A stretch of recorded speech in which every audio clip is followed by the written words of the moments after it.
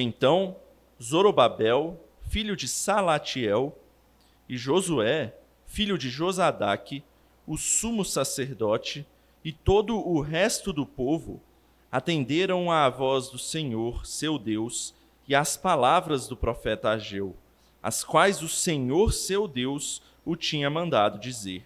E o povo temeu diante do Senhor. Então Ageu, o enviado do Senhor, falou ao povo segundo a mensagem do Senhor, dizendo: Eu sou convosco, diz o Senhor. O Senhor despertou o espírito de Zorobabel, filho de Salatiel, governador de Judá, e o espírito de Josué, filho de Josadaque, o sumo sacerdote, e o espírito do resto de todo o povo. Eles vieram e se puseram ao trabalho na casa do Senhor dos Exércitos, seu Deus, ao 24º dia do 6º mês. Os irmãos, vamos orar mais uma vez. Pai amado, que a Tua palavra hoje nos alimente, encha o nosso coração, ó Pai, e possamos aprender e ser alimentados pelo Senhor. É o que te pedimos nessa noite, no nome de Cristo Jesus oramos. Amém. Meus irmãos, eu não sei se vocês viram o jornal nos últimos dias, mas certamente algo muito falado é a temporada de incêndios que nós estamos passando. Na Amazônia, por exemplo, esse ano o número de incêndios é o maior dos últimos 10 anos. E a tendência, dizem os repórteres, é piorar ainda mais. No centro-oeste, onde nós vivemos, com essa seca severa, estamos batendo recordes. O número de incêndios já é 210% maior do que o ano passado. E nós estamos nessa época de seca, há quase 120 dias no Distrito Federal sem um pingo de chuva.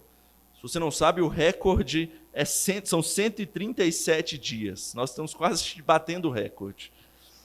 Mas, meus irmãos, o fogo não se faz só com a seca e com o calor. E a grande maioria das vezes, os estudos dizem, o fogo é gerado por uma queima irresponsável de lixo ou de mato seco, ou então com as faíscas que são levadas pelo vento, ou então com uma bituca de cigarro jogada no lugar errado. Daí então o fogo começa, e junto a isso se inicia algo que se chama de a reação em cadeia do fogo. O que significa essa reação em cadeia do fogo? Toda essa vegetação seca, ela se torna combustível para o fogo. Junto à ventania, nesses lugares abertos, o oxigênio cheio nesse vento, ele ainda ajuda para que o fogo pegue ainda mais, o que aumenta o calor e, por sua vez, vai gerar mais energia para queimar ainda mais combustível e gerar mais fogo e sem parar. A reação em cadeia do fogo ela depende de 3 elementos. O combustível, que vai alimentar o fogo com a vegetação seca, o comburente, que vai dar força para esse combustível, no caso o oxigênio, e o calor, que vai produzir a junção desses dois, a reação química, que vai fazer queimar ainda mais. Então, tendo esses 3 elementos, há a reação em cadeia que se inicia com o fogo. A não ser que algum desses 3 elementos acabe, ou seja, retirado, o fogo não vai parar. E esse é um trabalho que os bombeiros fazem normalmente, né? Eles vão até os incêndios com o intuito de tirar um desses 3 elementos. Por exemplo, eles podem retirar o calor, é por isso que eles jogam água no fogo. A água retira o calor e aí pode fazer a reação em cadeia do fogo parar. Ou então, pode-se retirar o comburente, que é o oxigênio, mas normalmente eles não têm espaço para isso num lugar muito aberto. Isso a gente faz em casa, quando a panela está pegando fogo, sabe? Você põe um pano em cima para não entrar mais ar. Quando não entra mais ar, o fogo se extingue. Ou então, a terceira forma é você retirar o próprio combustível. No caso, o mato seco, como é que eles fazem? Eles queimam um pouquinho numa área que ainda não foi atingida, e quando o fogo chega já está queimado. então não vai ter mais aquele combustível e o fogo para. Então, existem essas 3 formas de você parar essa reação em cadeia. Mas, meus irmãos, o que isso tem a ver com o nosso texto de hoje, né? Bom, nesses poucos versículos que nós lemos, nós também veremos uma espécie de reação em cadeia. Não uma reação em cadeia destrutiva, como a do fogo que eu mencionei aqui, mas uma reação em cadeia benéfica. Uma coisa boa que resulta em outra coisa boa, e por isso chama outra, e o nome do Senhor vai sendo glorificado, e o seu povo vai sendo abençoado. Meus irmãos, nessa noite nós vamos aprender que quando respondemos ao Senhor com obediência, Ele responde a nós com promessas que resultam, por sua vez, em encorajamento. Eu vou repetir, é um pouco longo, mas diz assim, o que você tem que aprender nessa noite com esse texto é que quando nós respondemos ao Senhor com obediência, Ele responde a nós com promessas que resultam em encorajamento. Uma coisa levando a outra como uma reação em cadeia. E em primeiro lugar, meus irmãos, nós veremos justamente o resultado da pregação. Eu não sei se você se lembra do sermão passado, no texto anterior a esse, que eu preguei há 2 domingos atrás. Mas caso você não tenha visto, não tem problema, eu vou fazer um breve resumo aqui. O povo havia retornado do exílio. O povo de Israel estava exilado lá na Babilônia por 70 anos. E eles retornaram. E começaram a reconstrução da cidade, que estava toda em ruínas, e também do templo. Mas houveram alguns problemas, principalmente com os inimigos do povo, e então a construção teve que parar. A questão é que a construção parou por 15 anos e ainda não havia voltado. O motivo? O povo estava dando prioridade para as preocupações próprias, para os próprios interesses, para os seus próprios luxos e deixando Deus de lado. Deus, então, ele envia o profeta Ageu e aponta o erro deles, mas também para incentivá-los a seguirem o caminho correto. E Ageu prega segundo a palavra do próprio Deus, mostrando para eles que se eles obedecessem, se eles fizessem Deus como prioridade deles, eles entrariam debaixo do seu agrado, debaixo do favor do Senhor. Foi isso que nós vimos no último sermão.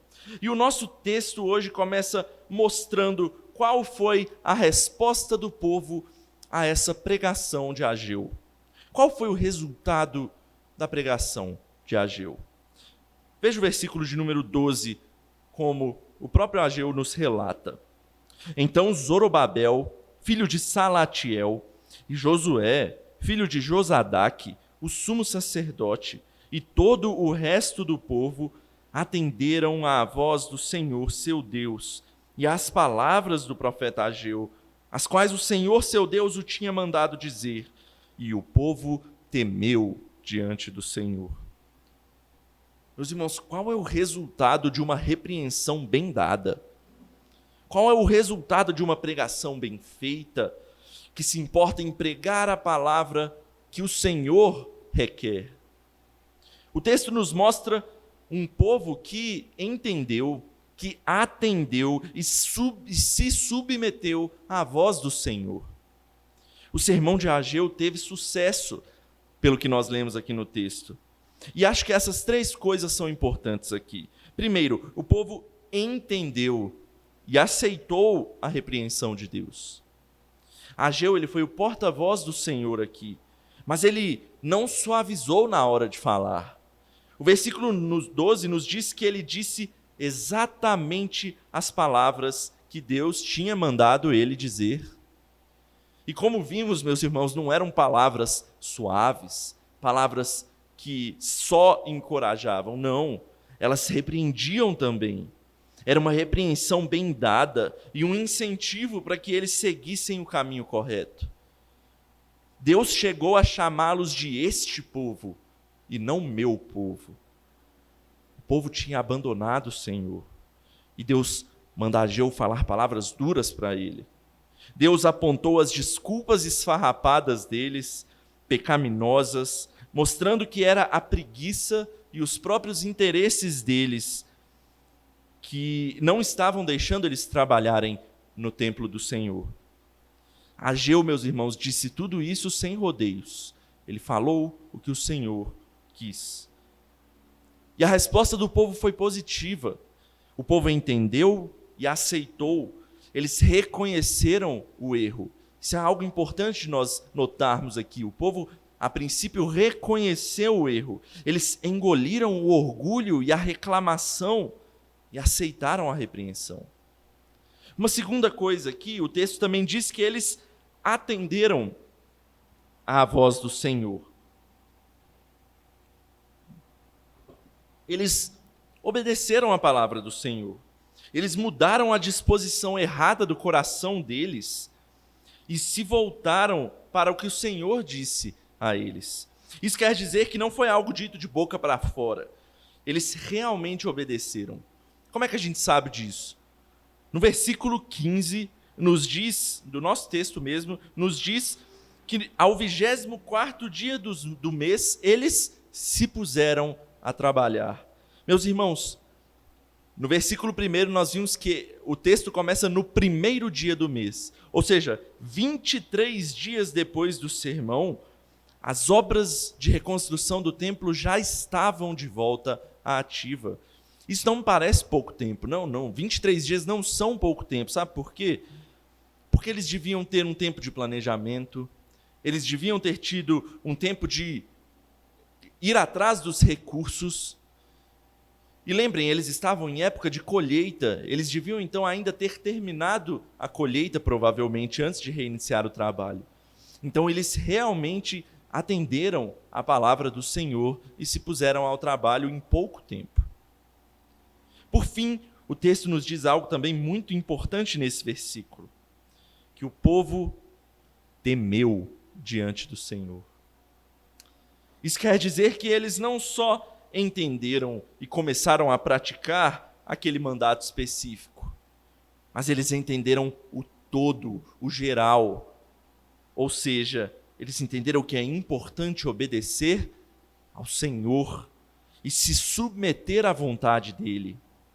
Temer ao Senhor, meus irmãos, significa ter um senso de autoridade de Deus. E também envolve um pouco de medo. Medo pela ira divina. Como assim? A palavra de Deus diz que o temor é o princípio da sabedoria. Ou seja, é como quando você entende a grandiosidade de Deus, a sua soberania e o seu poder, e que você é muito pequeno perto dele. Ele é o Criador e você é criatura dele. E isso, quando você entende, por isso se dá o princípio da sabedoria, quando você entende, isso te capacita a reverenciar a autoridade desse Deus, sem questionar, só obedecer e evitar aquilo que ele abomina, que é o pecado. Meus irmãos, em resumo, o povo entendeu a pregação e a repreensão dada pelo profeta, atendeu às exigências do Senhor, obedecendo o mandato de reiniciar a construção do templo e, por fim, se submeteu à autoridade de Deus em reverência a Ele. Um outro ponto que eu não posso deixar passar nesse versículo aqui e que se repete ao longo de Ageu é que quem Ageu cita primeiro, normalmente? Veja, que primeiro o relato fala de Zorobabel, o governador, e depois de Josué, o sumo sacerdote, que são os líderes do povo. E só depois disso ele fala está até escrito aí, o resto do povo. Isso é marcante para nós nesse texto, meus irmãos, para mostrar que a liderança tem que tomar a iniciativa de reconhecer o erro, de se arrepender e de obedecer. A liderança deve ser exemplo, a liderança deve ser influência para o povo. Uma liderança submetida ao Senhor é modelo para um povo submisso. Quando a liderança é submetida ao Senhor, existe grande chance do seu povo ser submisso também. Meus irmãos, vocês já ouviram falar em um homem chamado Jonathan Edwards? Edwards foi um grande nome da história da igreja, porque ele foi um nome de uma época conhecida como o grande avivamento da igreja cristã. Mais ou menos ali no século XVIII, em 1726, Edwards, ele era novinho, substituiu o avô dele, que era pastor numa igreja ali numa cidade dos Estados Unidos, chamada Northampton. Lá nos primórdios dos Estados Unidos. Os Estados Unidos ainda estava quase como uma colônia da Inglaterra. E aos poucos, Edwards foi conhecendo o seu povo naquela região, os membros daquela igreja, e o que ele viu não foi nada legal. Ele viu um povo descomprometido, e principalmente uma juventude devassa, que saía no domingo à noite, depois da própria pregação do culto, para farrear. Edwards ficava triste e raivoso com isso. Qual foi a resposta dele? Pregação. Ele não suavizava, mas falava o que tinha que ser dito. Inclusive tem uma história, certa vez um biógrafo conta que houve um terremoto na cidade. E o terremoto foi forte o suficiente para até derrubar algumas paredes das casas. E algumas pessoas disseram que era Deus mandando juízo sobre o povo da Nova Inglaterra, que era os Estados Unidos, como era chamado na época. Edwards, então, ele se aproveitou da questão e num sermão, poucos dias depois, ele disse: o terremoto, meus irmãos, não é somente um juízo sobre os pecados da Nova Inglaterra, mas talvez seja mais especialmente sobre os pecados cometidos no domingo à noite. Ele foi direto ao ponto onde o povo estava errando mais e onde era visível o erro. Edwards conta em seus próprios relatos da história que, a princípio, os jovens ouviam a pregação, mas não davam bola. Aos poucos aquilo foi mudando. Edwards denunciava o pecado em suas pregações, mas ele nunca deixava de falar que o amor de Cristo não podia ser comparado a qualquer outro amor ou paixão efêmera desse mundo. Então, em 1734, menos de 10 anos depois, foi finalmente o ano do grande despertamento espiritual conhecido na história. E Edwards relata que os jovens, em vez de se divertirem nas noites de domingo, depois dos sermões, eles começaram a se reunir em casas espalhadas pela cidade para cantar, para estudar a Bíblia, para orar. Logo os adultos, pais, os acompanharam, se uniram a eles, e a cidade experimentou um período de grande transformação pela palavra do Senhor. Meus irmãos, eu não estou querendo dizer que nesse texto de Ageu específico aqui houve um avivamento. Não, longe disso. Nos próximos sermões nós veremos que não foi bem assim. Mas a minha ênfase aqui é no resultado que a pregação traz. Nós devemos dar valor ao que Deus diz a nós domingo após domingo. E se for uma repreensão, ouça. E se aplicar a você, aceite e se submeta à vontade do Senhor. E quantas vezes nós fugimos disso? Pessoas apontam para nós o erro, mas nosso orgulho tenta encontrar desculpas, tenta jogar a culpa em outras pessoas. E isso ocorre, meus irmãos, porque o pecado nos cega. Nosso orgulho nos faz olhar para o nosso bem-estar e não para os benefícios do arrependimento e da obediência ao Senhor. A gente muitas vezes prefere permanecer no nosso erro só para não sair por baixo. Mas se você faz isso, meus irmãos, quando nós fazemos isso, é porque nós estamos tendo um entendimento muito longínquo do temor de Deus. Deus não é como o nosso chefe no trabalho, em que nós podemos tentar ludibriar, tirar alguma vantagem. Na verdade, podemos não, né? Porque cristão não pode esse tipo de coisa também. Mas Deus vê o seu coração. Isso não vai passar despercebido por Ele. É por isso que quando a palavra fala conosco, não devemos resistir a ela. A nossa resposta deve ser como a do povo: obediência. Muitas vezes dizemos ser cristãos de boca cheia, mas se nós não obedecermos à palavra, na verdade nós somos apenas frequentadores de igreja. Um comentarista diz que apenas depois de obedecer é que alguém pode dizer realmente que escutou a voz do Senhor.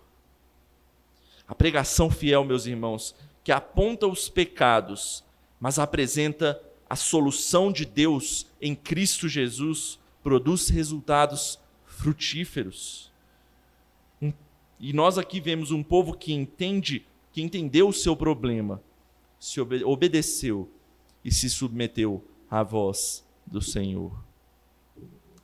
Mas como eu disse, meus irmãos, no início desse sermão, nosso texto nos mostra uma reação em cadeia.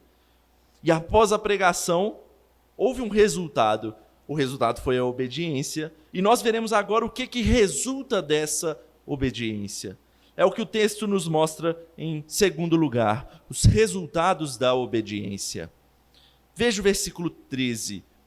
Diz assim: Então Ageu, o enviado do Senhor, falou ao povo segundo a mensagem do Senhor, dizendo: Eu sou convosco, diz o Senhor. Meus irmãos, logo que os líderes e o povo se mostraram com a disposição do coração deles transformada, Deus enviou Ageu mais uma vez para dizer outra palavra para eles, mas agora um incentivo. E uma coisa interessante aqui é como Ageu descreve a si mesmo. Você viu aí, ele diz ser o enviado do Senhor. O que Ageu está querendo dizer com ele ser o enviado do Senhor? Ele quer deixar bem claro que a palavra não é dele. Não foi ele que inventou o que ele estava dizendo. Ele também não estava supondo aquilo.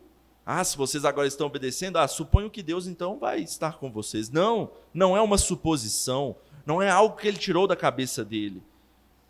Era o próprio Deus falando. A mensagem pertence ao Senhor, meus irmãos. Isso mostraria ao povo que o incentivo que estava sendo dado não era algo que vinha de homens, ou de um homem qualquer só para que se fizesse a vontade dele, mas era algo em que eles realmente podiam confiar, pois vinha do próprio Deus. Isso deve ser um incentivo para nós quando formos pregar a palavra do Senhor, meus irmãos. A palavra não é sua. Então, não se importe com o que os outros vão dizer. A palavra é do próprio Deus. Ela é forte o suficiente para quebrar corações de pedra. E no que eles podiam confiar? Que Deus estaria com eles. É o que o texto diz. Deus diz: eu sou convosco, diz o Senhor. Meus irmãos, essa frase ela é central no livro de Ageu. Ela se repete algumas vezes. É como se fosse uma fórmula utilizada para encorajar o povo. E sabe quem utiliza isso também? Não sei se você se lembra do texto que nós lemos no início desse culto. O próprio Jesus. No texto que nós lemos ali em Mateus, quando ele comissiona os discípulos para pregar a palavra do Senhor, como é que Jesus incentivou os discípulos? Lá no finalzinho de Mateus 28, versículo 20, ele diz: e eis que estou convosco todos os dias até a consumação dos séculos. Na verdade, meus irmãos, essa não é uma frase central só no livro de Ageu, mas na Bíblia inteira. Foi isso que Deus disse a Abraão, Isaque, Jacó, Moisés, Davi e ao seu povo de uma maneira geral.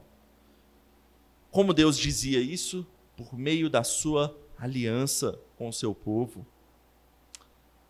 Por meio dessa aliança, ele prometeu que seria o Deus deles. Lembra de Deus com Abraão? Abraão, eu sou o teu Deus. Eu estou te chamando. Ele seria o mantenedor, o protetor e o abençoador daquele povo. Ele estaria com eles. A questão, meus irmãos, é que o povo muitas vezes esquece que a aliança ela tem dois lados. Ela tem promessas quando ela é mantida, mas ela também tem consequências quando é quebrada. E é por isso que, como nós vimos no texto anterior, a colheita estava ruim, a inflação estava alta, porque o próprio Deus mandou consequências de um povo que quebrou a sua aliança. Mas, meus irmãos, isso foi o texto passado. A pregação de Ageu deu resultado.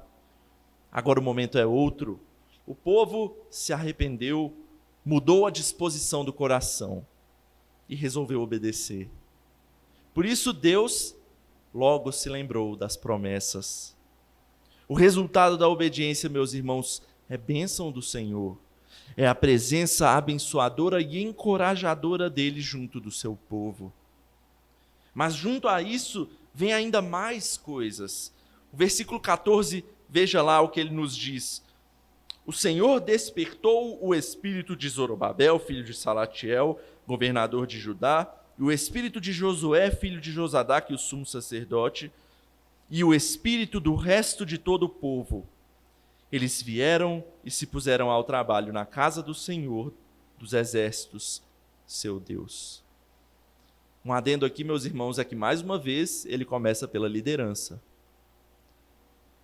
Deus começa animando a liderança, e a liderança também vai animando o povo. E Deus anima todo o povo.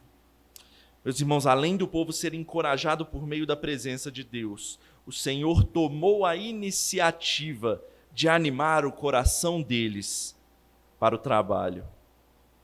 Não é que eles estavam falando uma mentira, que não iriam obedecer e Deus precisava intervir.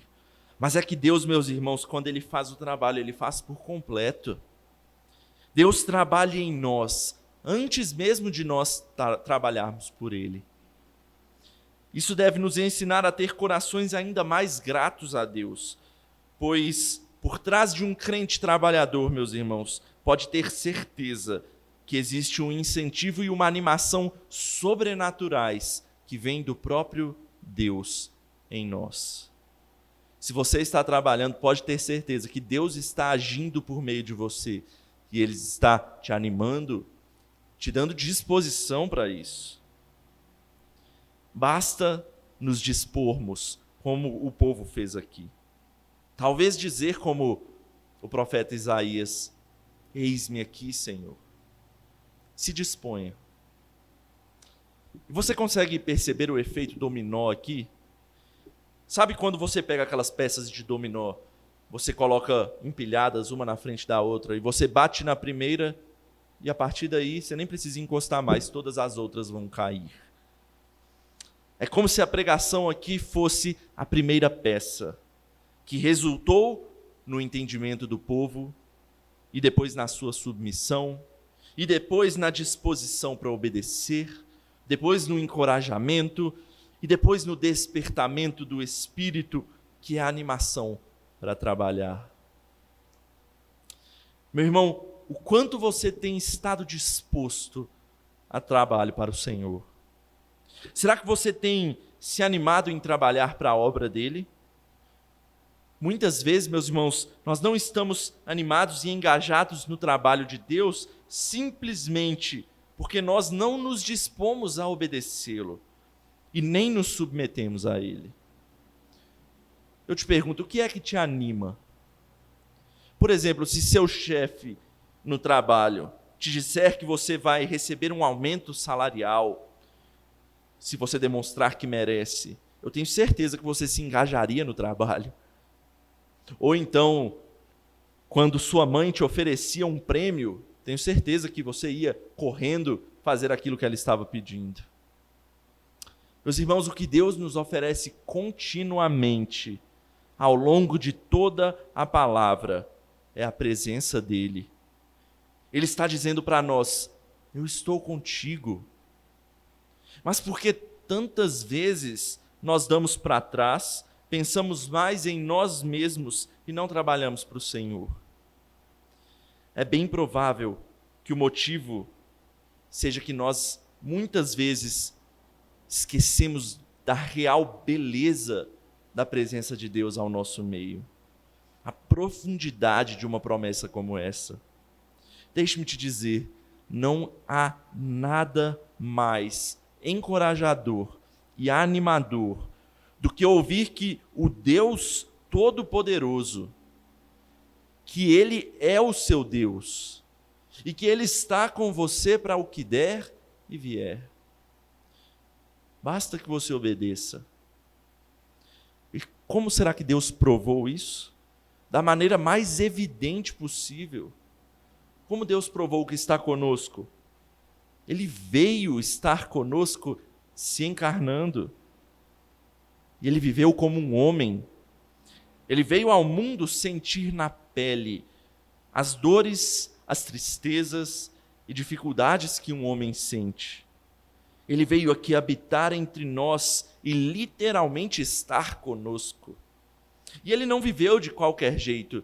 Não eram só dificuldades que ele passava. Ele obedeceu ao Senhor, seu próprio Pai, e por isso ele sentiu na pele o amor de Deus. Ele também, meus irmãos, sentiu a alegria de estar em comunhão com o povo de Deus. Você acha que ele não sentia alegria porque a Bíblia não relata momentos em que Jesus, por exemplo, está sorrindo? Não, meus irmãos, ele ia a festas com os irmãos. Ele estava em comunhão com o povo de Deus. Ele também proporcionou as alegrias. E ele também proporcionou a paz, de saber que dependia em tudo do Senhor Deus, seu próprio Pai, e que ele não precisava se preocupar. Meus irmãos, Cristo esteve conosco e nos ensinou essas coisas.